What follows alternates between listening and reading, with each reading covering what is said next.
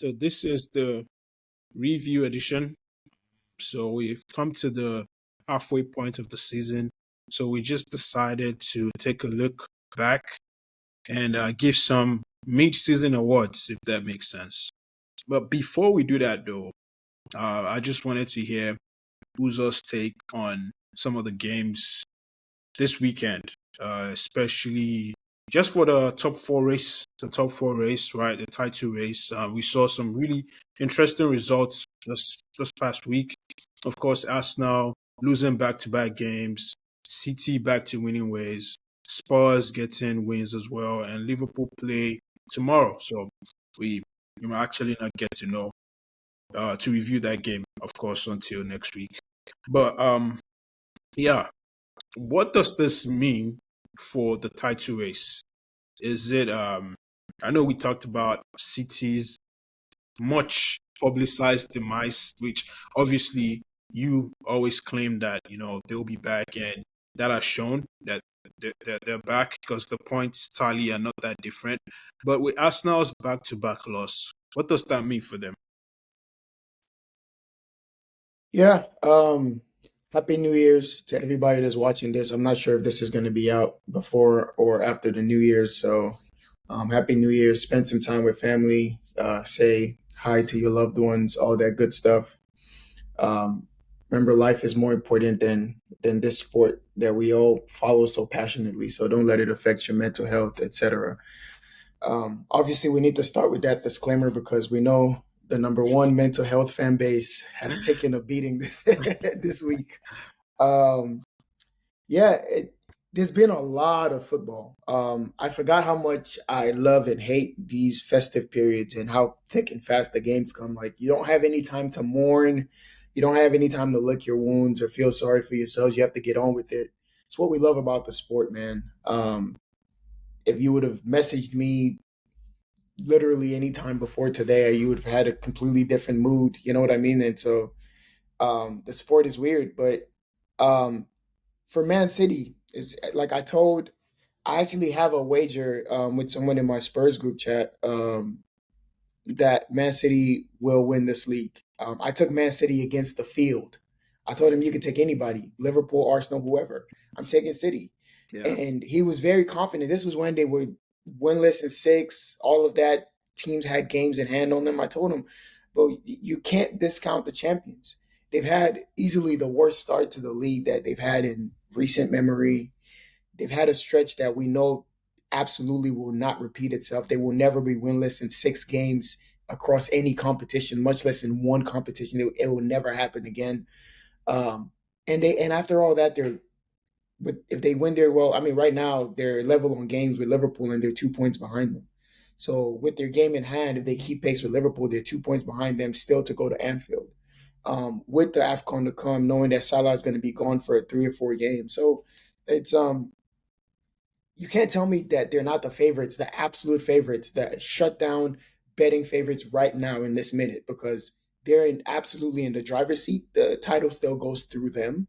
So if they win out, they win the title. And anytime you're in that position where you're not dependent on anybody else for favors, you can back yourself to know that you can get the job done. So I don't think, and I've told you, as much as I believe in Liverpool a lot more than you do, I don't think that they have what it takes to go toe to toe with City like they have in previous times. Because I don't think they have that same team. I think they're going to have a lot of attacking issues. They're going to have a lot of issues generating more and more results against low plots, especially in the run-in.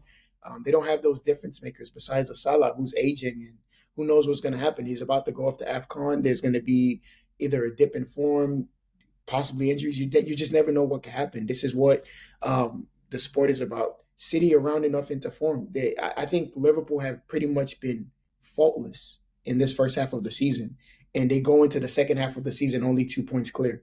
So this is the levels. Like they've pretty much done nothing wrong besides maybe one or two poor halves, and they're going into the next half of the season only 2 points at the top of the table. So now when City turn on that juggernaut mode and they go 14, 15 wins on the trot, it's over. They're going to blow most teams away. And I think the reaction that we're seeing from a lot of Arsenal fans this weekend is exactly indicative of that. Like they know that the league is done. Arsenal is not going to win this league title.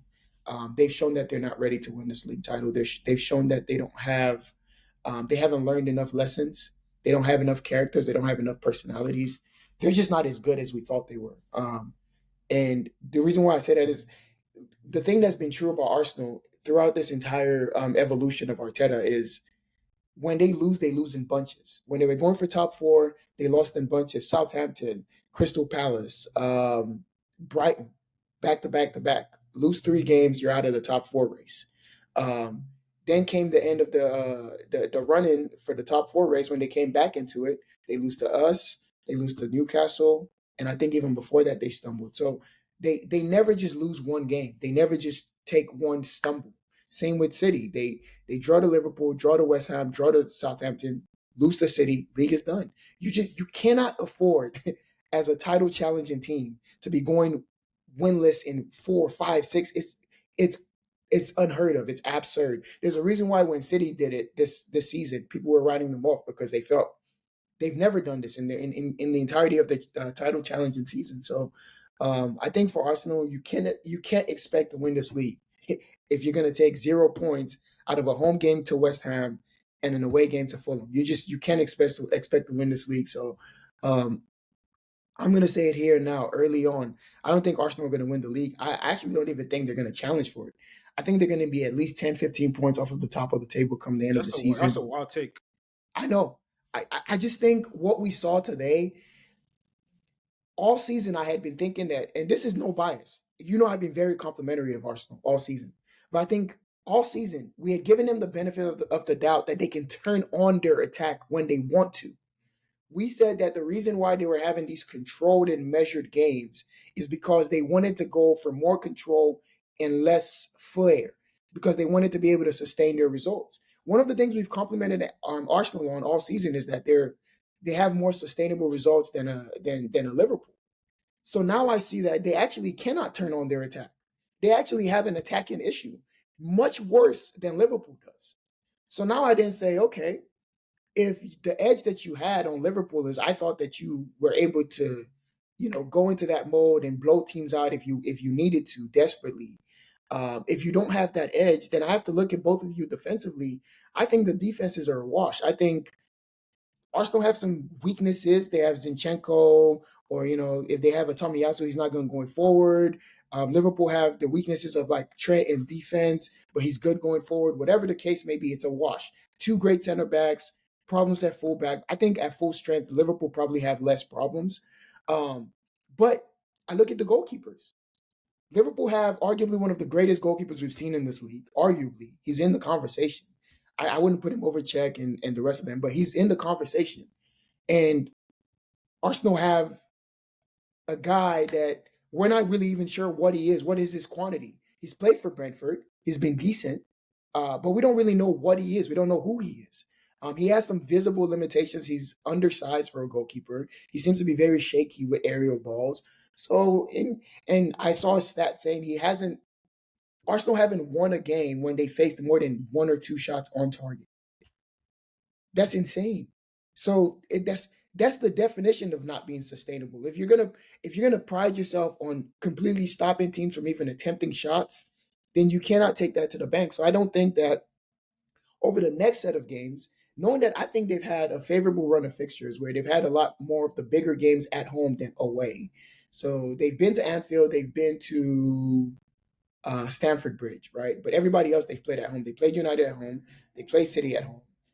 They played Spurs at home. Spurs at home, yeah. So on the reverse fixture, you're gonna be going to some of these like horrific grounds where you're not expecting 3 points. So I'm looking at the next half of the season, and I don't see them getting more than another 35, 32 points. So that puts them at around 74, 75 points on the season. That's top 4. That's not a title challenging season. Yeah. So, so I think City are going to run away with this, because I think obviously like City are going to be buoyant from the fact that they've just won the Club World Cup. They've got their talisman back in KDB. They seem to be clicking on all cylinders. Foden is looking like the star boy that he's meant to be. Julian Alvarez is rounding up into form. Haaland is still to come back into the team. They've got Stones coming back. Rodri's getting back into his prime form. they're built for the running. This is what they when you win trophies at that level. I know I'm a Spurs fan, but I think we can all observe characteristics of like title winners. Hmm. When you win at that level, you cherish this moment. As a matter of fact, the regular season games start to feel like it's laborious to play for nothing. You want to play when all the chips are pushed to the middle of the table. There's this thing with in basketball. I think Draymond Green was saying it for the Golden State Warriors. He was saying, "Why are you talking to me in why are you talking to me in April, in March? Talk to me in June." Because he's like, what do I have to prove? I have 3 rings. I'm a defensive monster. Like this is talk to me when the money is in the middle of the table. And that's what City do. They tell you, say what you want, all these narratives you want to run your narratives. Cool. Talk to me when we have moved all the money to the middle of the table and now all the chips are on the line. So yeah, I think everybody should be terrified of City. I think they're obviously in the ascendancy and they're gonna round up into form. But as far as some of the results, um, Spurs lost to Brighton 4-2. Shocking result. Um, Brighton were playing pretty much their B team. And somehow we didn't turn up to play. We had no excuses. There's no injury excuse you can use because they had more. There's no tactical tweak that you can say. They just out heart, out muscle, out fought. We didn't look like we showed up to play. Kulusevski was awful. Then he got a suspension on top of it. We were fully deserving to lose, and somehow we could have still snuck a result at the end of that. Um, Arsenal lost to West Ham 2-0. That was another game that highlighted frustrations with their attack. Um, Maybe a little bit of controversy with the goal, but I think you play to the whistle. And I think if it's debatable, then it doesn't really matter if it was out or in because it was debatable and no one can tell you either way. So you just defend to the whistle. Um, and Chelsea, back-to-back wins. When Kunku's in the team, perhaps as I predicted, the team looks a lot better. There's a lot more goals. I don't know. I didn't watch the Luton game, so I don't know if he like directly had anything to do with that. Nah, he But I didn't. know, Yeah, he didn't. He came in second half when we were trying to hold on. yeah. The thing is, Luton away is tricky, as you know. They're your second team. You've backed them all season. I'm sure you'd be joyous with the 3 points, but you probably would still be encouraged, even as a Luton Yeah. sympathizer. Like, okay, these guys might be fine because at least they have fight. They show some type of effort. Hmm. I still think they'll go down because I can't see who they're gonna. You're not catching Everton. You're not catching Forest. Forest are in a nice turn of Yeah. form right now. They're churning out. They got 3 points against United. Like Luton is Hmm. not going to be able to replicate that. So I don't think they'll stay up. But I think they are the best of the 3 bums. So I can say They'll that put up a comfortably. fight though. They will. They will. I think they'll go down on like the last 2 weeks type. Like it's going to be really close. But yeah, Chelsea 2 wins in a row. Now you're going on a run. I've said repeatedly that Chelsea are better than United, and I think this stretch of games has proven it. Um, Chelsea's floor still yields one game, like one goal loss, maybe a draw, maybe a win. You know what I mean? Yeah. United just absolutely get blammed off the park. Like they just absolutely get dominated off the park. I was watching the Forest game, and there was only one winner in that game.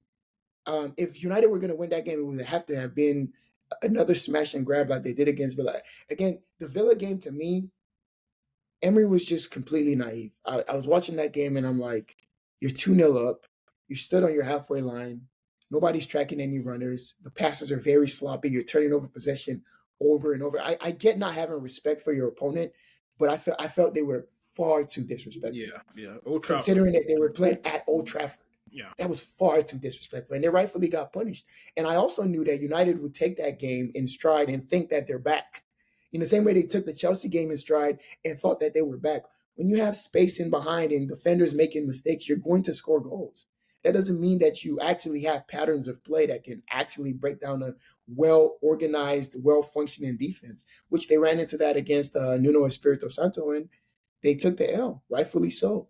Um, I I think as far as like all of the shocking results, I think none is more shocking than the result from today with Fulham and Arsenal. And that's the only game that to me was like a major shift in terms of how I view the season. Because you think like after a loss like that at home to West Ham, where you arguably peppered their goal, you were unfortunate to concede maybe 1 or 2 goals, whatever. You can kind of flush it and say, you know what? London Derby, West Ham are like that. They'll turn up to your ground and they'll play like their lives depend on it. Whatever, whatever, whatever. Old team tags for Rice. Maybe he just wasn't up for it. Cool. But the bounce back is where champions are made. You suffer a bad result, a freak result, you immediately need to bounce back. And I was watching the Fulham game. They weren't up for it. There was no fight. There was no spirit. I was kind of watching back and forth with my game and theirs, and it's just the attack looks dead. They have no ideas. The manager has now changed the front three, which is a sign What that he knows. fixes? Sorry, what fixes that attack for you? Because I've heard some Arsenal fans talk about bringing in a physical, like going like the Man City type of way, like a physical in the box type of striker, maybe like even Tony. Does that fix the issue? Not for me. Not for me. I think the issue is systemic. I think he's changed the emphasis of their attack. And speaking to like some Arsenal fans that I'm really close to, they confirmed kind of some of my suspicions early on. I realized early on that he had kind of shifted all of the creative responsibility from Odegaard to Saka. Yeah, And so they were playing primarily through Saka and allowing him to go in these 1v1s with the overlaps. And I think they were far less creative because of that. Because again, like when you're attacking from the wing, like you're limited because the sideline is an extra defender. You're not able to create as much, and then they don't have like an out and out nine where you can just get to the byline and spam crosses. So it seemed like in recent times he shifted back to creating through Odegaard, and I think Odegaard actually had a great game against West Ham. He didn't have a good game today, but he's now creating these chances. And now the second part of the issue is the finishing. Guys are getting into good positions and they're not taking that's away another they're thing. not taking their chances. Yeah, And this is something that's been a problem with Jesus. Now, when I said it, I told you, I believe this was before they played Luton. I said Jesus must score a brace. yeah, I said he must. I think he got one goal. yeah. So He got you know what I said? I'll forgive that. One goal, chaotic game. You won the game. Cool. You were a threat. No problem. He's on 3 league goals. We're going to January. Like, what are we doing here? Um, and you're missing big chances. You're finding yourself in good moments. You're falling all over the place trying to win penalties. You're being dramatic. And then if you're a prolific striker and you go to ground with a chance to score, refs are more inclined to buy that. Okay, you were fouled because you're a gunman. You're not someone that's going to look to go to ground that often. But this is a guy that has shown that for one, you're not a finisher. You're not a stone cold killer. Um, you're gonna more often look to draw the foul than actually try to finish your dinner. So he's not getting the benefit of the doubt with some of these calls, however 50-50 they are. And it's just like, bro, stay on your feet, knuckle up, like, tie your laces and get to work on your finishing. Put the ball in the net. This is what you were paid for. This is what you left Manchester City to come prove that you're this nine that can lead a team and be a talisman. yeah, And you've just completely fallen short of it. So the reason why I don't think that an Ivan Tony fixes the issues is I think there's now an identity crisis in the team. And I think that Mikel has introduced the identity crisis himself. For one, you've destabilized the goalkeeper. You've now brought in these center backs as fullbacks where you're not sure if you want an inverted left back like Zinchenko or if you want a stalwart center back like Tomiyasu as your left back. You don't know what you don't exactly know what you're going for. People keep saying, "Oh, if Partey comes back into the team, we'll be more progressive." When Partey was fit and playing, he was playing right back. So this is an identity crisis that has been introduced by your manager. You brought in a center forward slash Cam and you play him as LCM. No one knows what he really does. He's more advanced than Martinelli. Now Martinelli is struggling. So all of the identity issues that the team has have been introduced by the manager on purpose because he thought big brain, galaxy brain, I've got this idea. It's going to work 100%. And I think he abandoned his principles that actually got him good results last season. And he went for a more controlled approach. yeah, But what he's lost now is the luster of the attack. And I don't know if they can get that identity back midway through the season. yeah. You've I had was just gonna preseason, say, you've had all these things to work on. do So you back him to fix that? Do you back? he hasn't shown that he can. Again, with Arteta, like a lot of Arsenal fans get mad at us, like the rivals, for questioning this guy. But with all due respect, even as a Spurs fan, he hasn't done anything. So we don't know who he is. Everything that we're learning about this guy, we're learning on the fly. Yeah, He's like a wonder kid who's just broke onto the scene, right? Everything they do is going to be like, okay, Okay, but can we rely on this? Yeah, can we When trust? Mbappe steps on the pitch, I know I can trust. I know what I'm getting. But when a guy like Florian Wirtz, for example, like when he steps on the field, I'm like, okay, he's ascending. I know what to expect, but I can't put my life on it. He's Yeah, not established yet. You got exactly. to go and do something. Got to go and win Yeah, something. that's the And same. so, I yeah, echo your thoughts on Man City because that's the same thing I'm thinking about too. I've seen this team win a treble. I've seen them, a treble, bro. a So treble going through Real Madrid, going through Bayern, going through the likes of Arsenal, beating United in the final, their arch rivals, in perhaps their best season in the last 4 years. They're proven, man. They're just I can't proven. bet against that. Like You I cannot. You would be silly to, yeah. which is why I'm taking that guy's money. Yeah, I mean, okay, let's get right into it. So it's the mid-season awards. So I'll just start with the coach of the season. I have a three-man shot list myself. I've gone for Deitch, I've gone for Unai Emery, and I've gone for Ange. And now it's kind of difficult for me to pick one because I have different parameters for picking each of them. So I Mhm. wanted to hear from you who you thought was the best manager so far. Who has been the best manager so far? I'll throw two additional names in there. I'll throw in Iraola from Bournemouth. I think he's done an amazing job. They've been unbeaten in seven. I think they've only had two draws. They've beat some good teams on the way as well. But yeah, I'll add in Iraola and I'll add in what's his name? I'm blanking. He must not be that good. Gary O'Neill from Wolves. I think he's also done a Oh yeah, fantastic job. yeah. Wolves are on a tear. Um, People had them rock bottom at the start of the season. I saw everybody's list, and I was one of the few people who said, "What? I feel like we're underestimating Wolves here." They sold a lot of good players. Neves goes to Saudi. Nunez is off to City. Jimenez is off to Fulham. Whatever. Everybody's gone, right? And I think they changed their coach it last. can see you. The camera can see you. I think. Oh no, sorry, my God. Um, but yeah. So they changed. I think they lost. I think they were having financial issues or something like that. And so everybody tipped him to go down, and he's got them firmly in the mid-table. I think they're level on points with Chelsea with a game in hand.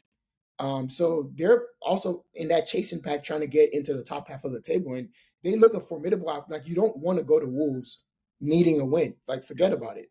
They're going to bop you off the park, and he's doing this with players that aren't like the Neves or you know what I mean, like the Moutinho. He's doing this with Bellegarde and guys that you can see he's building an identity there. yeah. So for me, I think that would be the 5-man shortlist. Your three are definitely up there. But I'd add in Iraola and Gary O'Neill as well. Um, but obviously, like I'm going to be biased and I'm going to lean towards Ange. But if I'm being objective, I think Unai Emery has been the manager of the season so far because at the end of the day, what he's doing right now, however sustainable I think it is, and however fortunate I think they have been, I think objectively speaking, for the entirety of 2023, he's probably been the best manager in the league, even over Pep.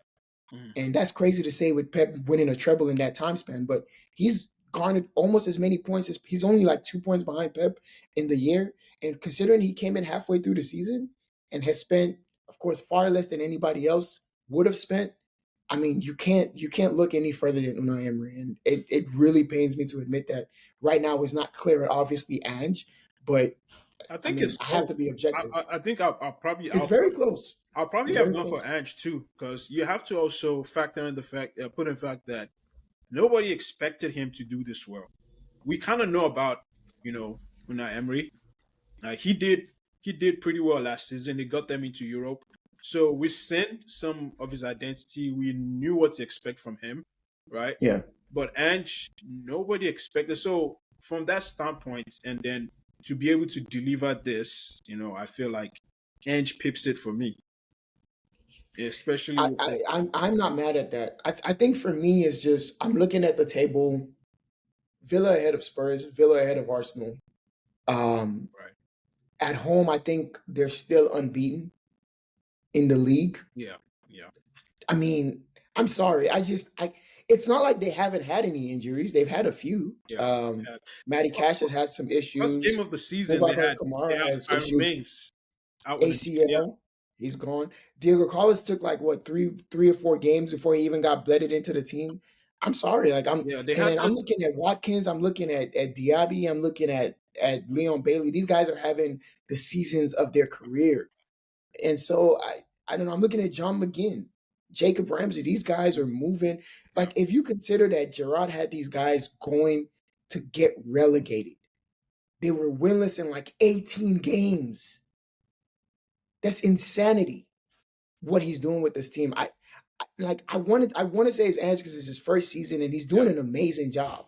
But I think at the end of the season it will be Ange. I think what I'm more likely to bank on is that Aston Villa and Emery are going to hit some type of a rough patch, and you already kind of seen evidence of that even in their last few games.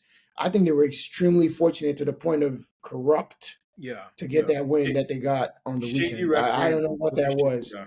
I do not know what that was at all. I think Burnley were absolutely shafted there, bro. Um, but you can see like there's a little bit of unraveling. He's also in Europe, so that could potentially be a stumbling block. But I think at this point in the season, it's objectively a nine. Yeah. Okay. Yeah. Okay. I can agree with that. Can agree with Unai Emery being the manager of the season. Okay, so let's just go straight into it. Player of the season so far. Player of the season so far for me, it's been that type of season where I feel like most of the big name players that we already accustomed to are kind of struggling, right? Mm-hmm. Um, Maybe because of the standards we set for them. It's not like they're doing all right. Like Haaland is still the highest goal scorer this season, but we expected more from him, right? Salah Yeah, as well is which doing is insane. He hasn't played in like 4 weeks. exactly, yeah, and he's still the highest goal scorer. Seriously, So man. I'll have Haaland in there just because he's the highest goal scorer, right? I also have Salah in there as well because Salah, I feel like with what Liverpool have been doing, challenging for the title, is a major reason for that. And you could say probably Trent as well. But yeah, I'll just put Salah ahead of Trent because no goals and assists matter more. And before the last couple games, I was gonna throw Declan Rice in there as well. I think I'll still leave him in there because I Yeah, feel I like think he's still got to be in there. he still has to be there. And yeah, and I might put a cheeky one and put Cole Palmer in there as well. I believe there's a. I think Tim Howard had Cole Palmer as his player of the season so far. I think it's insane to pick player of the season from 10th place. I just like however much of a difference you're making to your team is not enough. You know what I mean? Like, and that's unfair to the kid. He's a kid. I think he's probably the best young player so far. But whatever metric you'd be judging him by would be unfair. He's done a fantastic job though. That's a fair point. But Yeah. if I was going that way, I'd be leaning towards like guys like Solanke and Morgan Gibbs White. You saw what he did against I United. think Solanke has a good shout. Arteta. He has a good shout on making the short list. Yeah, short list. And see, Cole Palmer would be in my short list as well. I wouldn't give serious consideration to people that weren't in like top three minimum. You know what I mean? So like I put Ollie Watkins in there ahead of like a Shalanki, ahead of a Cole.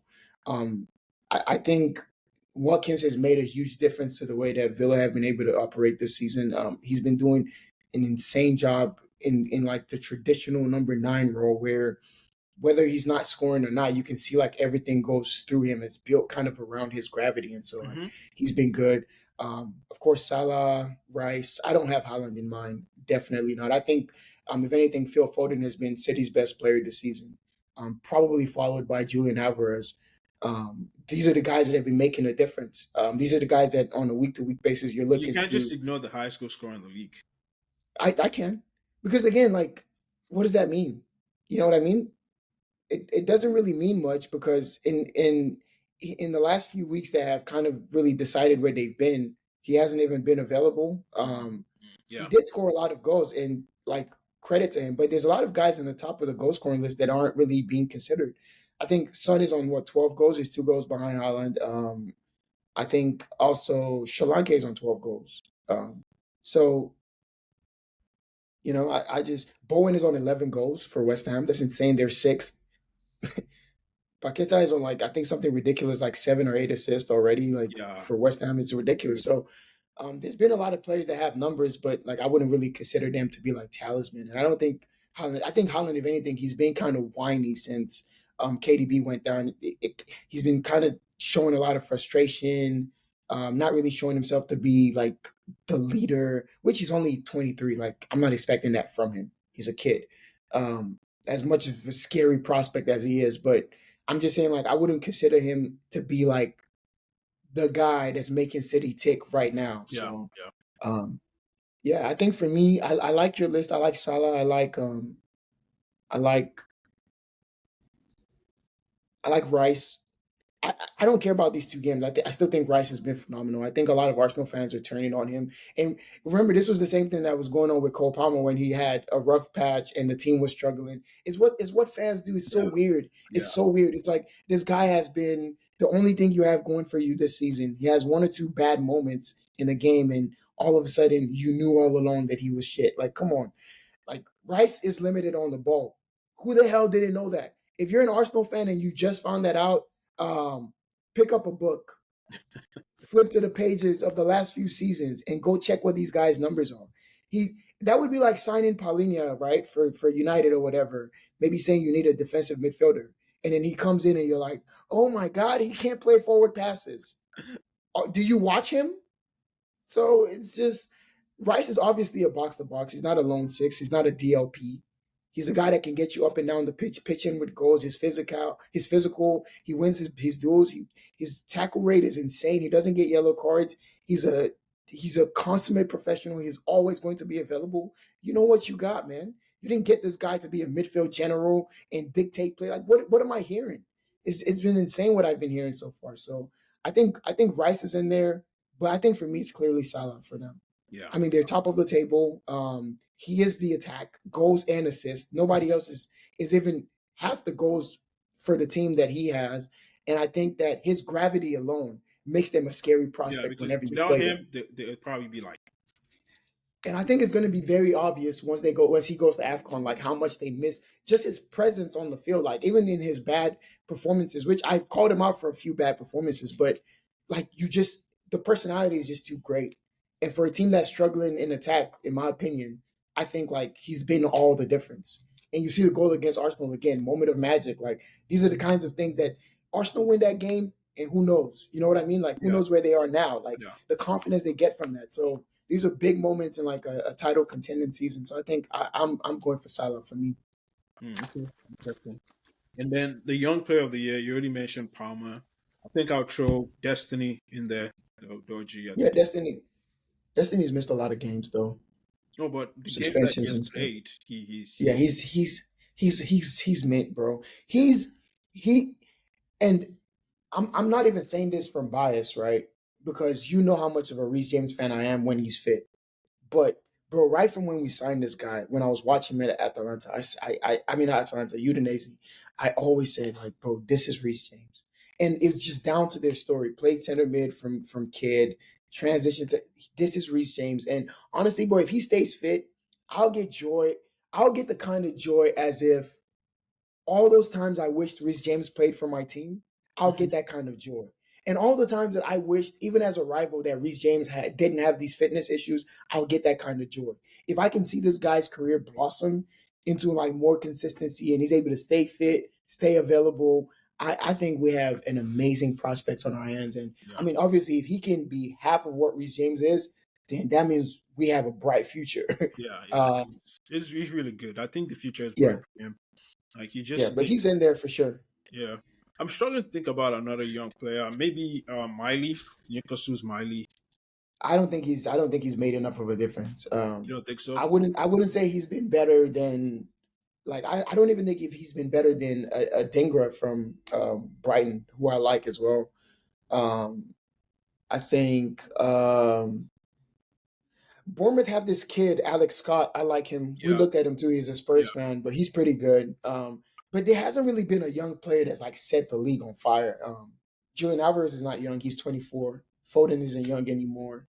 Saka, all these guys, kind of like the young star boys aren't young anymore. yeah, And so I think if we're being objective, I think it has to be Cole. I don't think anyone has stood out more than a Cole Palmer in terms of like a young like performer who's just I mean, but what he's doing, he's playing like a 23, 24 year old. Like he's Yeah. playing that far along in his development. And Was how it old is say? he? What, Yeah, 20, yeah, I think it's 21, 21.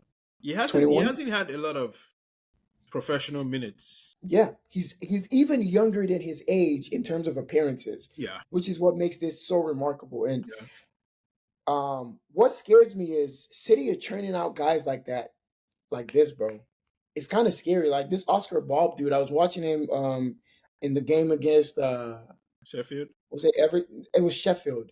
And some of the passes he was making, I was Yeah, like, yo, wow. And now they've got this new guy, the star boy from Argentina, Echeverry. yeah, They've got him over the line, and he's going to stay there for 1 year and then come. And that guy looks like he could be the next Messi, for real, for next River Plate. And I you don't know, know. I don't know.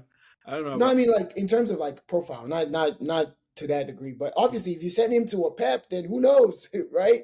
Who knows, man? If anybody's gonna make him close to Messi, it's gonna be Pep, right? But obviously, you know what River Plate are on. You got Enzo from them, not directly, but you know that's not a club that you doubt anything about their Yeah, talents. Like yeah. when they say somebody's solid, they're solid. I think Julian Alvarez came from River Plate as well. So like, yeah, these. So yeah, there's a lot of star boys coming through their academy, and I think it's remarkable to see what like City prospects do when they leave. People forget Pedro Porro was actually from City's academy as well too. Oh yeah, So yeah, so they I don't know, they got ballers, man. They got ballers. they do. Even after Pep leaves, I think they're gonna be set. We got Lavia from there as well. They have a few kids in the Premier Yeah, League. Lavia. Yeah, I always say I feel like Cobham has like the best academy, and then maybe closely followed by City. Because if you look through the Premier League, they probably have a City graduate there, a Cobham graduate there. That just shows how much I think now, like obviously we won't be able to prove this until these graduates now Yeah, become yeah, more solid. I think they've overtaken you guys in yeah. terms I of think like so. I think looking so. at their prospects. I think But so. like for this last decade and this last 5 years, I think comfortably Cobham is still like well ahead. People like try to bring up Haaland, but like honestly, Haaland is super overrated in terms of what they produce because Yeah, you can't really think of many great players, but like aside from Saka, and I mean Smith Rowe has been a disappointment in terms of like his fitness and stuff, but you can't really think of many other prospects that have come out of Haaland in the last 4 or 5 years. So um, it's going to be interesting to see. But yeah, I think we can agree that Cole Palmer has been the young player of the season so far. okay. And next one is a signing of the season. The sign of the season. I know, of Mm. course, you expected your boy Madison, but he's out injured. But I think he still makes the. Oh, it's not Madison. I was never even going to say But he Madison. makes the short list though. Not even for me anymore. Oh, really? I think for me, it's got to be Vicario, bro. Bart, like Yeah. absolutely unquestionable for me. Oh, yeah, I yeah. think I I agree. wouldn't even put Madison's name forward. Like I think it's Vicario. Bro, that guy, he's changed our lives, bro. We conceded 4 goals to Brighton, and this man had a 7.4 rating. Wow. Like that's how insane. Because for every 4 goals he concedes, he probably prevented 13. Like we would have been embarrassed if it wasn't for this guy. And I think you just watch his confidence. Like obviously he's an adult. He's 27, so we didn't buy a kid. As much as like he hasn't really done anything in his career, like he has the right mentality. And I just think like for him to be neck and neck with Allison, even if he's behind him, whatever, like in terms of goalie of the season, I think he's by far being the signing of the season. Like obviously, like you say, a Rice, I think Rice is up there, Yeah. objectively speaking. Let me not say like Victoria's not clear, but I think Rice is up there. I think Kudus is up there because Kudus has changed West Ham. Like West Ham didn't have that kind of guy. They had Bowen and that was it. They never had that kind of guy that could, stretch the field and just like yin yang for a Bowen. And you can see it's making Bowen Yeah. thrive. He's on 11 goals. Ridiculous. If they get Mikel Antonio back, like they're going to be a formidable Yeah. I attack. can't So wait to see that how that goes. yeah, Kudus is in there for me. Of course, Cole Palmer's in there. If he's going to be the young player of the year, and he was just signed, and he definitely is in there for me as well. Um, I think, Yeah, a lot of City signings haven't worked out, have they? Yeah, they No, haven't they really haven't. worked out that well. Let's I'll look at. say maybe Jimenez. This is Jimenez's first season with Fulham, right? I Or don't am think I? he's done Or enough is to this his get. second? This is his. I think. This is probably his first season. I think this is his first season, but I don't think he's done enough though. I think Ah, he's been on fire though. He's been on fire. if we think about other players, we're probably missing somebody. This guy even gets there before him. I think Paul Torres. But Pau Torres hasn't really been available. I think Diego Carlos and Konsa have been more important to that defense than Pau Torres. Okay. Because Diego Carlos is like their front foot defender. Konsa, he can play across the back line. Um, Pau Torres, like he's all right, but I don't think he's really raised their level. I think if anything, maybe Musa Diaby has raised their level a Yeah, bit I was more, gonna but say he Musa comes off the Diaby. bench sometimes. But I no, but I would think that Jimenez has been a net positive. I mean, you see, Fulham couldn't win without him. He comes back in and they're beating the league leaders. You know what I mean? So Yeah, his finishing has improved considering his. If he's not signed of the season, he's at least maybe comeback player of the, like from that head injury. Like I think this is probably the best in terms of output that he's done since that injury. yeah, So yeah. it's definitely worth mentioning at least. I But I have to put Ross I'll back. say Vicario or Rice. I'll put Ross Barkley in there.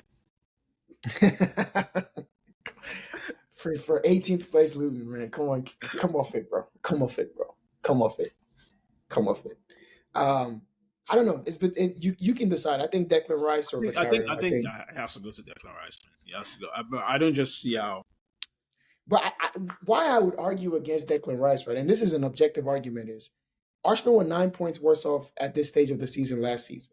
West Ham are, I think, 14 points better off, right? West Ham were sixth place where they were like 14th last season. Arsenal were fourth place where they were You're first last pitching season. Kudus against Rice. No. I'm more so pitching Vicario because I think Spurs are 7 points better off than last season. Were a couple places lower, but I mean that's really by effect how much more competitive the league is. But we're obviously a better outfit in terms of goals conceded. I think he's been up there in a lot of the save metrics in the league. I don't know. I just think like he's made a more positive influence on our team than you can say Declan Rice has for Arsenal because I don't think Arsenal were better than they were last season, and that's not his fault. But you know what I mean? Like if you're going to be the signing of the season, I feel like one of the biggest things is impact, and I think Kudus has had impact. Vicarious had unquestionable impact. Madison had impact. Declan Rice was looking like he had impact, but with the That's what I'm way the saying. last two It was games have gone, just the last two games though. Just the I last. mean, but this is the thing though, is you're supposed to change that mentality. You're supposed to, be a part of like kind of like if we're gonna say Arsenal have improved under him, then where's the improvement? I mean, we have to be critical. Like you've earned less points, you've conceded more goals, you've scored less goals, you're in a worse position in terms of the league table. I can't say you're the signing of the season. I can't, not for 100 million. I can't. It ain't like you were some bargain deal. You know what I mean? We got Vicario for 17 mil. Yeah. Like, I mean, what's the argument for him being the sign of the Because season at that was my 105 argument million? for Palmer as well because he was tipped to be like the worst signing of the The season, flop, yeah. and then Yeah, I'm not gonna lie. I laughed. I thought they fleeced you, but I mean, I thought it was an even fleece because I was like, okay, you gave them Kovacic and his corpse for however much, and they gave you their junior star boy for whatever how much, and you guys, I think you recouped the money with Lewis Hall. And it's just like it's some strange deals going on. I don't know, some FFP. Hey, man, PGMOL, look into that. I don't know. Do some investigation. I don't know what nah, we're happened good, there, man. but We're good. yeah, I'll say Vicari, but that can be a toss up. I think. Yeah, I mean, yeah, I don't think there's a it clear could be winner either right of now. them. It could be either of them. Well, so I was gonna say the most improved player, and we talked about if there was like a sixth man award in football. Mm, Yeah, I just thought about that now. But the most improved player to me, that's a difficult one. Most improved player,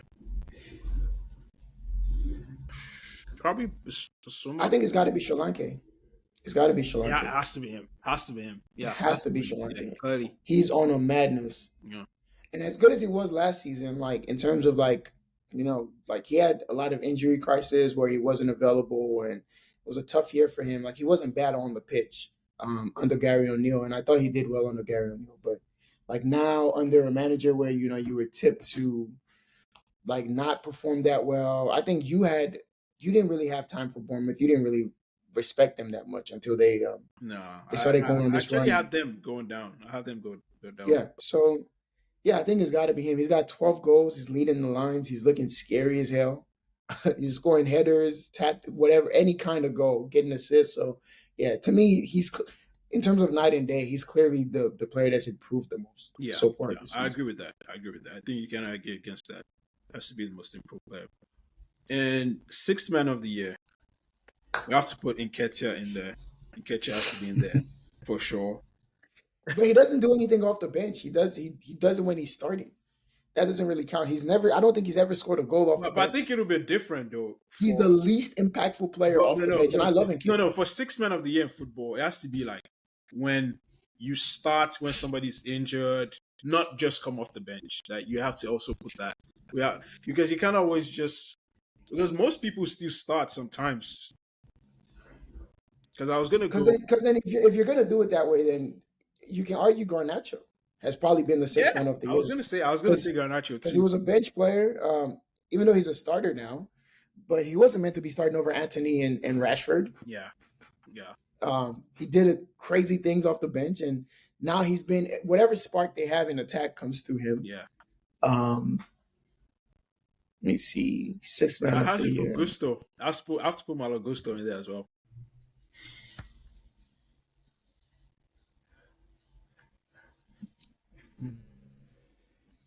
because losing Rich James and then having uh, a guy that's stable enough. I mean, Well, who we talking about? Malo Gusto. Gusto. Yeah, He hasn't played enough games though. He was out for some of the games that Reese was out, and you were having to play center backs. that was just a couple games. That's about three or I four. think I think what you're going off now is like his performances, which is good. Like I said, like he's a great right back. He's giving me some Paro vibes. He doesn't have the ball delivery, but he has the ball manipulation, like getting out of tight spaces. Like he's obviously very positive going forward. But You I know another think, guy, La Soso. well, it's a shout. I don't think he has the numbers to back it, but it's a shout for sure. I would throw Trussard in there. Like he's been struggling No, recently, I don't but think Trust you know has done he enough to. he he came off the bench and scored a lot of goals early on in the season. Yeah, that's true. Um, I would say Johan Wissa, but he's become a starter Yeah. because Tony's gone. But I mean, yeah, you can't really say you're six man of the year when you knew you were going to be starting at least until January. So, hmm uh, I think I like La Soso a lot because nobody really. yeah, but he can't be the six man of the year for the whole league. Maybe Julian Alvarez. It's got to be Julian Alvarez. Nah, come on. Because he's not a starter. He's a No, deputy. He's a with deputy for you, KDB. He's a the deputy. same case you made for Wisa. He's not a starter too because with De Bruyne out, we knew he was gonna start anyway. So Not really. Every people like hypothesized that Foden was going to play through the middle, and then you'd have Grealish or Doku or whatever, and Bernardo Silva on the other wing. Like he doesn't have to start. He's giving the manager like a but he's headache. played too many games. He started too many games to be a six man though. He started too That's many games. fair. That's fair. That's fair. This one is difficult. I think this one is a little bit difficult. Yeah, I can't think of. but I don't think it's Eddie. It could also be Harvey Elliott. I don't know. He's made some. Well, Oh no, he yeah, hasn't played enough games either. yeah, he hasn't played enough too. A lot of the candidates for this just haven't played enough games I where think like I over the can say course like, of the okay, season, we can accurately tell. yeah, Yeah, yeah. now it's still a little. But damn, it's some mid names. Wow. Well, I guess six man of the year is always like that. Like it's Yeah, not. I mean, obviously these guys aren't like guys that are setting the world on fire. You know, yeah. You're just a really good squad player. That's what you are. we should name this six man of the year award in honor of Mikel.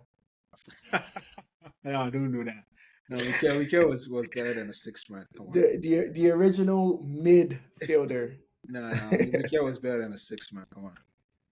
I mean, but like he was the one like where like when he came on, That was you just for knew a short period of like Mourinho's. you knew what the business was, man. When you saw that man warming up, That was game just on. Mourinho's era though. Like under Carlo, even Benitez, then when we won the Champions It League. could also be McTominay. He's come off the bench and won 2 games already. Oh yeah. He has a good shout too. But yeah. I think McTominay can be in there too. Yeah. Yeah, but I think we're just gonna leave that one up in the air. I don't even want to say any names out of fear of just being wrong. I'm like, before I go say, yeah, I don't know. Yeah.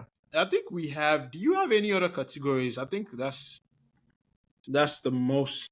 That's most of the categories that Adrian. Keeper of the year. We haven't done Oh keeper yeah, of the year, but I think that'd be Allison for me. yeah. I think Vicario's up there. He's just considered too many goals in my opinion. And I cannot give it to Onana. As much as he's up there in clean sheets, he's up there in clean sheets for some No, reason, come on, but come on. I can't give it to him, Yeah, bro. He's he nasty. shouldn't even be He's mentioned. You can't even nasty. say his name. He's nasty, bro. He might be the unkeeper of the year. Like, oh my word, he's horrible. Bro, this guy actually backed this guy. I backed this Same. I guy. wanted him. Yeah, That was my one of them my team ambitious. too. It was Onana was ambition. Raya was like, okay, we're trying something. And then the Vicario was, I lost my head. Oh, we're going for the cheap option again. Fuck this club. Boy, I'm just kneeling saying thank you, Lord. Because those two are absolutely horrific.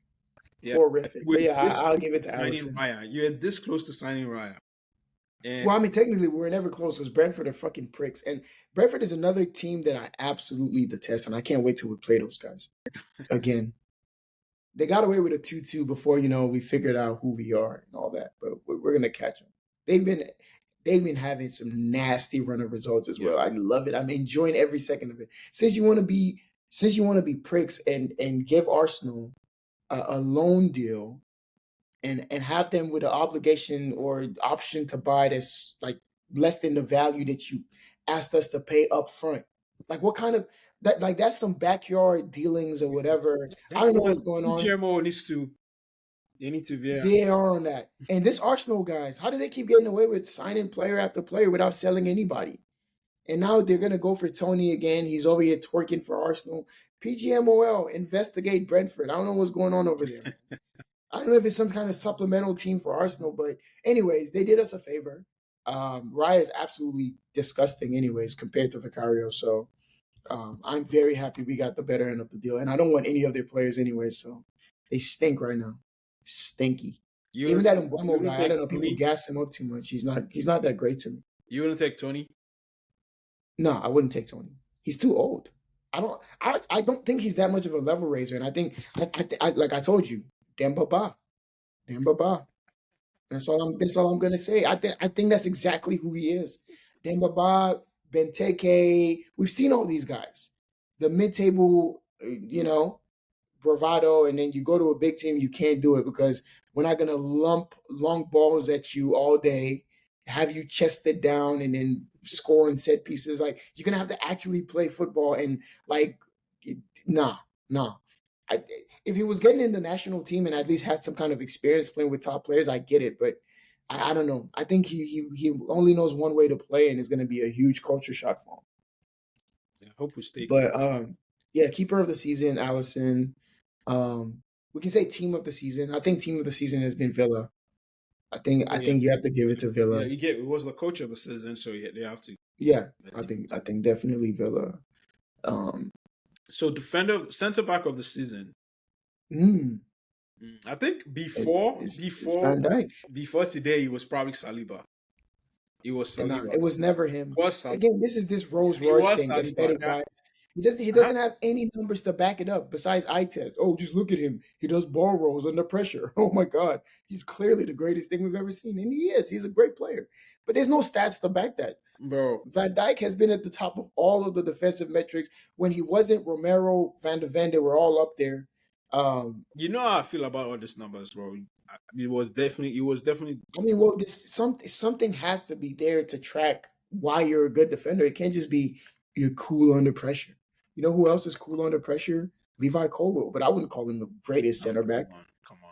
Like, He is cool under pressure. I know, He but stood on the ball that's for not what 15 seconds and it was the greatest thing ever. They almost signed him for 50 million because he stood on the ball for 15 seconds. It's dramatic. It's dramatic. Lewis Dunk, all these guys, these are solid defenders, man. But I think it's been Van Dijk. I think even now you can admit it's been I mean, after the Diaz has fallen off. Saliba has fallen off. The only man with no stain, with no disdain, no bad games. for now, It's we'll be my back man Van to that. Dijk, bro. Yeah, I Um, mean, you can say he might not keep it up till the end of the season, but I think so far he's been the best defender in the league by far. that's fair. That's fair. Have Um, we done the best striker? no,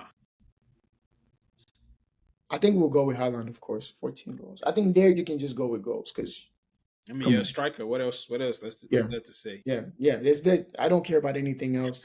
Hold up, play, none of that rubbish. 14 goals, he's got it. Of course, shout out to Sri Lanka and Salah. Watkins. Of course, I think they've been good. Oh yeah, sorry, Um, Sri Lanka and Watkins. Who yeah. else? Bowen, is he a striker? He's been playing striker, but he's not a striker. But in that same vein, I could have thrown Son in there, but I didn't want to put guys that aren't really in their natural position. Yeah, I want to give credit to the guys who have perfected their craft. The art of being a nine. Like Son, he's not really he's not really a nine. He's not going to hold up the ball. He's just going to latch on the chances and score. Bowen the same way. Bowen is actually on the wing a lot more, just hanging around, allowing Kudus to run into the channels. I mean, it's clever what Moyes is doing, but I wouldn't say like, oh, you're an out and out nine, scoring headers and doing like linking up play with your teammates and all that. Like the way Sri Lanka is just absolute like yeah, yeah. Traditional perfect number nine. perfect nine. He was really good against us today. He was just very wasteful. Yeah, Couldn't I saw score. some of the chances he missed. Bournemouth should have beaten He us should be, today. bro. They should Before have beaten Son us today. scored that second goal, they We just should have been down 3-1. yeah, We should and that's and I see why teams call us lucky and all because teams miss some shocking chances. It's crazy. It's absolutely crazy. I couldn't believe like what I was seeing, but yeah, I think Haaland, striker of the season for sure. and winger of the season. Salah, of course. Okay, midfielder of the The season. wing play this season has been terrible, by the way. One of the worst in recent memory. I mean, One of the that's worst in what you recent get memory. when some of the best players. I'm guessing it's because Hazard is gone, right? No. I was just gonna say some of the best players are Saka on the wing. I mean, that's what you Oh my God. Hey, since he got that haircut, boy, it's been looking spooky, man. It's been looking spooky. You need Febreze, but his running mate over there is even worse. And I've been saying this thing about Martinelli. You look like Rashford too much. I see Rashford in you. That head down, dribbling against people's feet. And the thing is, at least Rashford had a bag. Rashford has tricks up his sleeve. He can hit you with a snake bite, step overs, chop back. I remember when he did that chop back on Trent and shook him out of his boots. Nelly doesn't have any of those. No leg over. No, he doesn't even have the ball roll like Anthony. All he has is these. If you don't go for that, he's done. He just runs into you and falls over. It's insane how bagless a winger can be. I'm sure. You're a winger, a Brazilian winger. You have no bag. Disgusting. Disgusting. Probably one of the most underwhelming players this season. Like you would expect that he was going to take a It has to leap. be Anthony though. It has to be Anthony. Well, Anthony was underwhelming from last season, so I was like, True. Yeah. at least Nelly was really good last season. I'm thinking he's about to take a step up, and he's stinking it up, man, stinking it up. Then again, the whole attack is so. Um, yeah, Did we say midfielder of the season? I think it'll have to be Declan Rice though. Yeah, it has to be Declan Rice. It has to be Declan Rice. Fullback. Obviously, shout out to Paqueta as well. Paqueta has been on a madness. Yeah. Morgan Shout Gibbs out. White. That Morgan Gibbs White, man. I can't believe we took 50 million of the Queen's finest pounds and we went to Northern Forest and we came back with Brennan Johnson. Well, That's always going to hurt me. we almost got Brendan Johnson, if not for you guys. I wish you would. I The think thing is, us and you have been fighting over mid for years now. We both went for Richarlison. We both went for Johnson. We both went for Raya. Like, we gotta stop. did we go for From Ryan? now on, No, we didn't go for Ryan. Did we go for you Ryan? you were interested. Like he was floated. Like it was because you needed a goalkeeper. I know Raya and Onana and that Diego Costa guy were like the three names Yeah, that kept yeah. I floating remember around. Costa. And I just figured like whichever one you didn't get, we would get. But boy, yeah. But I'm happy I with think that. we both went for Anthony Gordon. I remember that. Oh We yeah, both went for Anthony Gordon. He's not mid though. He's better than Brennan I don't Johnson. like I'll him. say that. I don't like him. I don't like I love I don't Gordon. like I wingers love like Gordon. that. I feel like his ceiling is just He's capped. so direct. I love wingers like that. He's so direct. I don't think He wants to run at you and cause a mistake right off the bat. he's just going to be end up like one of those hardworking guys, hardworking wingers. I don't think. Nah, I see too much confidence in his play, like on the ball. The biggest issue, like our fan base has with Brennan Johnson, he doesn't look confident on the ball. Like he looks like he wants to get rid of it as soon as possible. Like he doesn't want to make a mistake. We had a 3-1 break against Brighton at 2-0 down that could have changed the game. Somehow, a 3-1 break turns into him going backwards for 2 minutes I mean, and then shooting the ball off balance. if you're Like, comparing him to Brendan Johnson, then okay, yeah, I see. yeah, he's left. No, that's what I'm saying. Like, he's not mid. He's not like he ain't like he's not the greatest, but he's not mid. Yeah, I'll say that. yeah. I think Um, we went through everybody. Did we do coach? Oh yeah, we did coach first. yeah, we did coach. We did coach first. Yeah, I Um, think we went to everybody. So now I think we should do like a goal of the season. I think goal. it's got to be Garnacho. Goal of the Oh yeah, season yeah, yeah. No doubt, no doubt. so far is It Garnacho has to be so far. Garnacho's goal. It's It has to been be. I can't think of any. Estupinian though. Estupinian's strike against us. Oh, the one Whew, against Spurs. whew. That's proper Barclays. Yeah, Proper Barclays. I saw it clapping before I even realized it was against me. I was like, man, maybe I should clap. I stood up immediately. Like that was an insane finish. Postage stamp. yeah, that was a good goal. Um. So yeah, so let's hear your top four. We'll come back at the end of the season. I think we did Top one. four prediction for the end of the season. Yeah, Um, hmm, man, wow, that is so tricky now. yeah, it is. That is so tricky. But you know the good thing is like a lot of the people that I had in my top four preseason, um, besides Spurs, everybody else is pretty much bang on.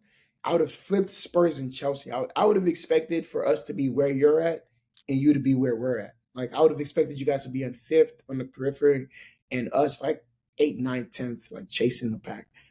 Obviously that speaks to Ange doing a great job. But I think my top four at the end of the season is going to be obviously City winning the league. I think they win the league by 6, 7 points over Liverpool in second. I think Liverpool are going to be second right until like maybe April, late April, going into May. Um, I think for third place, I think Arsenal are going to get third place just because like I think they're going to like push this title race, make it respectable. I think they'll be at least 6, 7 points off of Liverpool, which means by effect they'll be 13 plus points off of City. Um, so I think they'll be third, and I back us for fourth, man. The only reason I back us for fourth is because I feel like when we get our people back, knowing that like we've had as much bad luck as a team can have in the first half of it, and I mean you guys have as well as have many other teams. Like the injury list has been Newcastle have had a terrible luck, Brighton as well. But I just think like if things don't keep going wrong, which I mean, come on, there's just no way like things are gonna keep going wrong. So we get all our guys back. I think we have the best. We're in the best position because we've accumulated so many points already, through our bad luck, and we have the best team to go on a sustained, decent top four run. So I think we get fourth, and I don't see Villa finishing in the top four. I just don't think they'll be able to keep it up. The same way like Newcastle tailed off towards the end of last season, and Liverpool almost hawked them. I think Villa is going to drop off. And so yeah, I think City, Liverpool, Arsenal, Spurs is my top four. For me, I think obviously City, but I think people are overreacting with this Arsenal stuff. I think Arsenal Okay. they'll be all right. Like they'll get amongst the title contending numbers in terms of points. All right, I think they'll run City close. Um, I just, I mean, I just don't have too much faith in Liverpool. But you guys are trying to convince me. I'm actually starting to believe, but I'll still just stick. One loss. I'll One stick with my loss. gut. Like One controversial loss. I know. Like it just feels like It's halfway through the season. This ain't even like 10 games. I don't know, man. I don't know. Everything is pointing to us, Liverpool and City going head to head for the title, but Yeah, Arsenal just they can't. Nah, that would be crazy if they finish third. That would be insane. I mean, third isn't bad for It their is, process. They just bro. need to It make is. sure they get a No, trophy. no, no. Third is bad for Arsenal. It is bad. I don't think so. Because if it was third to anybody but Liverpool, then fair. But I think Liverpool is the one team you can justify and say, okay, it's Now not like you they've have to. passed us up. They will be what? They'll be disappointed in finishing third. They'll be disappointed, but I don't think it's like diabolical. Like when the season started, everyone said Arsenal has to be the closest to City. Yeah. But I think because it's Liverpool, and it's Liverpool with kind of like some elements of their heyday still in the team. If it was like a rebuilt Liverpool squad, no Salah, no Van Dijk, no Alisson, like okay, it's like how the hell did they rebuild and catch up? But it's like okay, these guys are still there's still some DNA here, so we'll give them that respect. We'll go again next year. But I think he needs to win something or challenge for something. Oh Like he yeah, needs to he does. get to the final of the FA Cup, get to the semifinals of the UCL. That's the only thing that will placate a third place finish. Yeah. Otherwise, then he's just wasting their And time. they're already starting to have some civil war and Yeah, I mean, but this is Arsenal we're talking about. One of my Arsenal friends, I don't even banter anymore because I always tell him, I'm like, it's the best fan base to go against when you're looking for like their downfall because Yeah. they'll cook themselves. Yeah. They're like crabs. They'll get in the pot, they'll seal the pot, they'll turn the stove on, and they just cook. They'll cook away. Like all you have to do is just sit and watch. There's a reason why AFTV is like the funniest fan TV channel because you don't have to go on there and insult them. You go on there to hear them insult themselves. Yeah. It's ridiculous. I'm like, bro, they hate their own players more than any of us could. The things they're saying about Rice, the things they're saying about Saka, the things they're saying about these guys that have delivered them the goods in recent memory is ridiculous. But that's what happens when you haven't won anything. You know, guys are still trying to prove themselves. So we'll see. We'll see. Yeah, we'll see. We'll see. And then for the last three, bottom three. So you had. Oh yeah, I didn't. City, Arsenal. Yeah, you didn't finish. We Yeah, I got didn't finish. sidetracked. I was gonna say I don't want Aston Villa to go to the Champions League. So because of that, I'm just gonna go Spurs because I just don't want Aston Villa to the Champions League. But you have Liverpool third? Yeah. Okay. Yeah. Don't worry, we got you, bro. Villa's not doing it. Not on account of us. They're gonna have to pip somebody else. They might have to pip Arsenal. I don't know. What if Arsenal fall to fifth? Now, that's what you call if that capitulation. happens, We're 1 point off of Arsenal right now on same games played. so that's crazy. And we were winless in 6. That's crazy. That's crazy. But This league is just where did insane. all the points go? Because I know Man City had like a run of like 6 games. So what happened? What happened during that? We've just been beating up on each other. And a lot of the poorer teams are just not easy to play against. Yeah. You can't go to Fulham. You can't go to Palace. You can't go anywhere and expect anything. You think there's nowhere to go. Yeah, Sheffield and Burnley is the only off day in this league. Even Luton, at least they'll just kick your guys, I'm man. so glad we got 6 points from Luton. I'm so glad. That Sounds I'm crazy. glad we took crazy, 3 but- points at the Kinney. Because now when they come to us, I'm like, okay, that's a much easier game because they can't do that small ground rubbish that they usually do. But yeah, I'm glad we got our 6 points from Bournemouth. Because boy, I don't know how we done it, but we done it. I'll take They're it. coming to the bridge. They're getting peppered. They're coming to the bridge next. I don't think so. No. They're gonna be in your face. You know that, right? No, They don't sit back. They're gonna be in your face. that's what we want. They control the game at our ground. Ridiculous team, man. That Areola guy, he's from La Liga, bro. He's one of those. He's one of those. He's built from that same cloth that Unai Emery comes from. He's gonna get in your face. Bro, we go to Villa. That's insane. Yeah, we'll go to Villa pretty soon. Okay, Fulham come to us. You will get something at Villa. That high line, you have adequate practice against that from playing us. And their high line is so disrespectful. It's so disrespectful. I saw the Once you can spring it, it's done. They catch a lot of people off sides, but it's such a dangerous way to play, man. It is. Okay, so bottom 3. Obviously Burnley, Sheffield. I'm not gonna put my team. Like it's you can't predict. Yeah, you can't go against your team. That's just crazy. I'm backing my boys. I don't know who 99% faith. Bro, there's no footballing reason why I'm you're not doing falling that. for this thing that what's his name is doing. what's his name? Nuno Sant. Nuno Espirito Santo. I'm not. But it's Forest though. They're just gonna collect a lot of points. They have a lot of good players. They Forest is have better still players there. than Luton do. Um. Okay, I can't say They Everton. got your boy Elanga. Yeah, they have Elanga. Elanga will be good. He will do all right.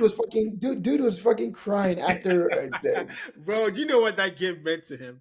Because Manchester United actually did him. They did The him. hell did he prove? You got one assist. Again, this is why he's not playing in United. Shit mentality, man. Nah, You're come on, bro. crying Come for on. a league game in Nah, fucking nah, nah. December Come on, bro. Like for Forest. he actually went through a lot. He didn't prove anything though. He did. You prove that you can play on a small team. Oh, okay. Whoop-de-doo. And It then ain't like he went to Bayern and won the Champions League at Old you know, Trafford and he's crying. The mentality is just insane. they Like have you come 10. from Carrington They, and that's your mentality is tears down your eyes on a did he random cry? Did he cry? away night in December. He didn't cry though. He didn't cry. He was I just don't know if he cried, he but was, it seemed like he was. he was, He's he was just him. excited because Yeah, he said in the post match interview, because I watched this post match interview, he was like he came from playing 10 minutes a game and then not playing for 10 games. the quotes of Eddie Nketiah keep ringing in my brain. You're not special. Who the hell do you Yeah, think you are? but that's why he left though. That's why he You know how left. many people are on the bench in the Premier League? There's players that are on the bench for Forest. You think it's bad you being on the bench for United? Although he was on the bench in that game. He actually came on and looked decent. No, he didn't. Like You know, he didn't look. no, he wasn't impactful. But I just like his touches on the ball. He gives me that vibe of like this guy he's a footballista. It's just obviously like I don't know. He's weird. Like he doesn't have any impact. He's like Pepe, like from Nicolas Pepe from Arsenal. Like you see them on the ball and you're like, this guy's kind of tidy. But it's like, oh, then you look at the underlying numbers. This guy does nothing. I got to put my my laptop on the charger. Give me 1 second. Yeah, I'm not sure about Everton. I'm sure about Everton. I'm not sure about Forest. So you're gonna put Forest down? I just can't put my team down. That's what I'm saying. Like I can't go against my team. So Yeah. whoever. I mean, you already know my three. The only thing I've changed is I've moved Luton up to 18th. I think they'll go down last, but I think Sheffield will be down first. They've got Chris Wilder now, so they'll be harder to play against, but they've just dug themselves too much of a hole. Bro, Everton. I think Everton are Burnley not will really go clear, down though. Everton are not really next. clear. They're going to be fine. They're going to be fine. Brentford will be fine. And then there's also a chance they get those 10 points back as well because they're still in the appeal process. I Oh believe. man, that would be crazy. They now get the 10 points and come above us. That would be insane. Well, I mean, it might be later in the season, so hopefully you've put enough distance between you and Everton. Like, come on now, come on, Chelsea, Bro, come on, Chelsea. I don't know, man. I don't know about that, man. But Rise. You know something interesting about Chelsea that I've noticed, even on this win streak. I think this winning run. you know, it's just 2 games. You keep saying we lost to Wolves. No, I mean Yeah. you won the Carabao game though, so I'm just counting that as like 3 wins and 4. You know, I mean, you won the game on penalties, but whatever. A win is a win for a team that, doesn't have many on the year as a whole. So, Yeah. like, you can't scoff at any wins. That's why I laugh at, like, the whole, like, oh, last minute win at Palace. Oh, we lost on XG at this. Like, you don't have any tangible wins. I don't care if it hit somebody's ass cheek and snuck in the net and you had 8 men. A win is a win. Yeah. This is like when it gets that bad, you just got to. And that's the same thing they were complaining about. Oh, we won on XG, but we lost the game. But now we lost the game, right? Now we're actually winning. Yeah. I mean, but fans are like that, man. When you don't like a manager, it's just like nothing's good. Yeah. If he wins on XG and loses the game, then it's like, oh, he's got to learn how to coach the attackers. If you lose on XG and win the game, oh, you fluked it. Come on, man. Yeah. But I think in saying that, I think one of the things that this winning run says is that you should find a new manager. Because even with winning, it don't look good. It's not uplifting. You know what I mean? Like some teams, as bad as United are, when Eric Ten Hag wins a game, it's uplifting. However he does it, it's just exciting. Like the Chelsea win, some fans were like, only 5 points behind this. Only 3 points behind that. Can we do something? We're out of all competitions. We might be able to do a little top 4 chat. Then they go on a losing run. Is Ten Hag out? Blah blah blah. Then the Villa game happens. We're only 5 points behind City. We're only, you know what I mean? Like when Chelsea win, it's just 10th, uninspiring. Nobody's looking at it. It's just like it's always like, oh, the highlight of like your wins is just some player is being appreciated. Oh, this guy's did good. Mudryk is starting to get appreciated. Cole Palmer's getting appreciated. Nkunku, you're happy he's back. But the thing Malo is, we've Gusto been in the is cheering him trenches, on. like we've been in the darkest of the dark. So it's different for Manchester United. I feel like it's like for us, I nothing. just think the manager should make the wins more inspiring. And maybe it's his press conferences, maybe it's the way he celebrates the wins. Maybe. Like maybe it's the players, but you need something to connect to the fans and make them feel like, you know what, you can go and do that again. Yeah. Like it's somewhere in there. But it's more so like now every win is received as I felt that. Funny I'll enough, take I it. felt that at the Newcastle game. I felt like, okay, maybe this is a turning point because they went around Mhm. clapping the fans. The manager was in the faces of the fans, so it felt like, you know, I felt like that was also something that Lampard had when, like, if you watch that, like every time we win a game, he's always, you know, bubbly. But now that's true. I Yeah. don't think Poch has that. He doesn't have that galvanizing Yeah, effect. He doesn't. Yeah. Certain managers just have it. Like as for whatever Ten Hag is, he makes wins feel important. Like that Carabao Cup, they celebrated like they won the friggin' treble. But it's because of him, you know what I mean? Yeah. He was like, this one, we're gonna go get more, but gassing them up, errors come to an end, whoop-de-woo, 7-0 the next week. You know what I mean? Like it's like, but at least he does, you know, he does the galvanizing thing. Oh, we don't Ange does it as we well. don't want that, bro. We don't want that. I don't care, bro. But I mean, it does. It can create momentum. You know what I mean? Sometimes because the players feed off of the fans as much as the fans feed off of the players, and it's one of the biggest criticisms for why Arsenal can't even get over the line is because their fans inject so much negativity into the team that it's hard to really get consistent performances. You're seeing Rice's interview where he's saying, "Oh, let's not lose our heads." Why would he be saying that? Because he's seen you lose your head. He's not saying that because like he's being dramatic. He's seen it online. He's seen the quietness in the stadium. He's seen the you know the moments of like The first nerve. Exact. left. What game That's was that? What was the West ridiculous. Ham game? That was a West Ham game. How That do was a you West even Ham game. how do you do that? How do you leave before? Oh, come Yeah, again, that's a fan base that's not used to winning anymore. They're entitled. They're not ready to really go through the grind. Last year, they were very positive, driving the team on, and you can see the performances reflected it. But it's like I don't know, falling short last season, and then now they're getting agitated. It's just like you are who you are. They're at the end of the day, they are a fan base that turns on their own players. They're a fan base that is very critical of their own players and critical of their manager, and they don't truly believe in him. And it's showing because when Pep was going through this rough, there was like two City fans, which there are only two City fans, but they were oh Pep out, but it was like a That's joke. not even a comparison. Stop it. Yeah, but I'm saying like when he goes through a rough patch, nobody's saying him out. No, nobody's. When Klopp goes through a rough patch, nobody's even thinking about oh Klopp out. Guys are like back the manager. You know what I mean? Like they're looking at the ownership. They're looking But at you this. said So that though. You said that because we know who Klopp is, we know who Pep is, but we don't know who Arteta is. We don't. We exactly. just don't know. But and that's the thing is if your fan base is going to try to tell us that he's this elite manager, he's the second coming of Pep, Mourinho, and Klopp rolled into one, then back it. Let's see it. Let's see you be confident in him through the rough patches. I shouldn't be seeing any Arsenal fans losing their minds and saying the title is gone. I should be saying it, but you should be saying, "Oh, Exactly. yeah, doubt us." I Bro, want you I to doubt always us. find it crazy every time especially last season, every time I ask them, "Oh, you guys think you're going? Oh no, we're only going for." How would you even? Like, oh no, we're only going for Champions League. We're only trying to qualify for the Champions League. Like, and Chelsea, bro, you know Chelsea fans. If we had any chance of winning anything, we'll be the loudest. Yeah, Bro, of course. even if we had zero chances, we'll be the Yeah. loudest. Well, we're going to win. But Yeah. Arsenal fans, I don't know Yeah. why they always try to There's, make. I think they've been burnt too many times. They've been burnt too many times. Damn it! Before Liverpool got over the line, they were like that. They would never say it. They would never say it. You ask them anything about the league They'll say no. after that Demba Ba and Gerard slipping thing, they will never say anything.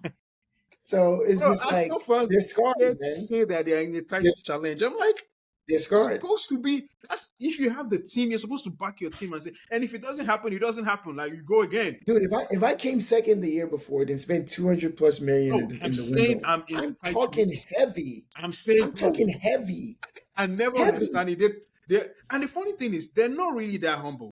They pretend like they're humble, like, oh no, we're not going for the They're title. scared. Yeah, Humility and fear are two we're different just, things. we're They're just, we're just scared. trying to build on what we did last season. And then behind the back, when they win, they start saying, oh, we're the best team. We're the best team. We're better than City. We're better than Liverpool. Yeah, man, it's just insane. But Yeah. yeah, man, good show, man, good show. This was a really good episode. Thank you for coming, I think this week has given us just so much to like. bro. I don't even know if half of the takes that I've made today, if I even believe them, because they're all so fresh. It's like so much has happened. Like I'm just getting so much conflicting information. My brain is This like, season I'm not alone, I think expecting this all season, this. just so many things has happened this season. This is one of the like the most dramatic seasons ever. The injuries, the Hmm. refereeing, everything is just been too many, and things keep changing. That's why I'm not ready yet to just say Arsenal are out of the race because Yeah, we said about Liverpool, and then the next week they do something crazy. We said that about City too, but Arsenal, I just feel like. I'm not ready yet to completely agree. I wish, I wish I was convinced, but I'm not convinced yet. I think eventually it will happen, but maybe not yet. yeah. It's gonna take some convincing. I'll say that it's gonna take some convincing because right now I can say categorically speaking, it is not looking good, bruv. It is not looking good for them because you're not going to go machine for machine with City in a run in, especially when your players are that scared, that unreliable, that lacking personality. There's no guy that's going to just take the game by the scope. Like City have KDB, Alvarez, any of these Rodri, any of these guys can win a game solo by themselves. And Arsenal just they don't seem to have that guy. Yeah. They seem to be completely relying on the system, and if the system doesn't work, then they're absolutely just out of ideas. So it's tough sledding, man. Yep. It's looking like four in a row for the boys in blue. Yeah, man. It's crazy. All right, man. It was nice doing this again. I think it's the last one for the year. Thank you guys for joining us all through the year. Hopefully next year it's bigger and better. Yeah. Uh, Peace out.